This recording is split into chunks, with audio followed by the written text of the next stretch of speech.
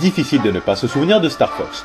Quand le premier épisode de la série est sorti sur Super Nintendo en 1993, il exploita 100% des ressources de la machine et aujourd'hui encore il reste comme un classique qui apportait beaucoup en matière d'idées dans le monde du shoot 'em up. L'équipe Star Fox est appelée à la rescousse par le général Pepper pour contrecarrer les plans du machiavélique Andros. La caméra est placée directement derrière le vaisseau mais on peut choisir une vue interne. Cette dernière n'est pas très pratique mais on salue néanmoins sa présence. Le gros du jeu consiste à tirer sur tous les ennemis en prenant soin de ne pas descendre ses coéquipiers. Ces derniers ont la vilaine habitude de ne pas en glander une et de toujours se faire prendre pour cible. Donc en plus, il faut les protéger continuellement. En fonction de vos actions et du nombre d'ennemis détruits à la fin de chaque mission, vous pouvez avoir le choix entre plusieurs itinéraires possibles. Si le jeu est vraiment trop facile, l'ajout de cette absence de linéarité dans les parties augmente de façon impressionnante sa durée de vie.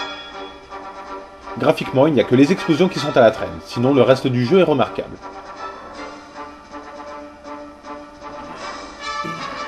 La jouabilité ne pose pas non plus de gros problèmes et on passe souvent son temps à faire des tonneaux à droite et à gauche pour éviter les ennemis. Ça gave un peu. Sinon, la variété des missions et les boss arrivent à casser la monotonie qui s'installe en général rapidement avec ce genre de jeu.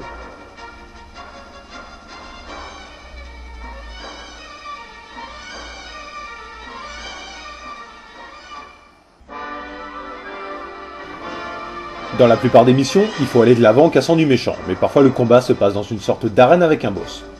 Dans les deux cas, on peut quand même aller un peu n'importe où. De plus, en fin de mission, on a parfois le choix de la prochaine destination. Il y a le fameux Airwing qui accompagne Fox depuis la Super Nintendo, mais aussi un tank et un sous-marin. On retrouve le tank à plusieurs moments dans le jeu et ses missions sont assez cool. Par contre, le sous-marin n'a pas eu droit aux mêmes égards et son unique niveau est un peu loupé.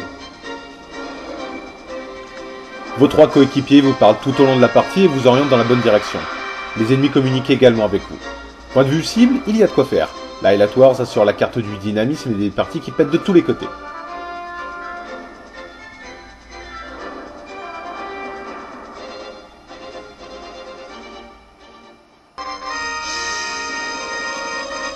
On a un mode combat en multijoueur mais il est presque anecdotique.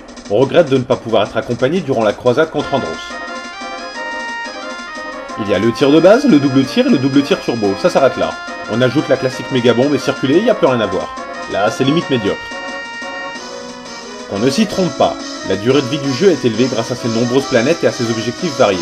Cependant, on en voit trop rapidement le bout et seulement quelques niveaux sont difficiles. Le combat contre l'équipe Star Wars propose peut-être le challenge le plus corsé du jeu.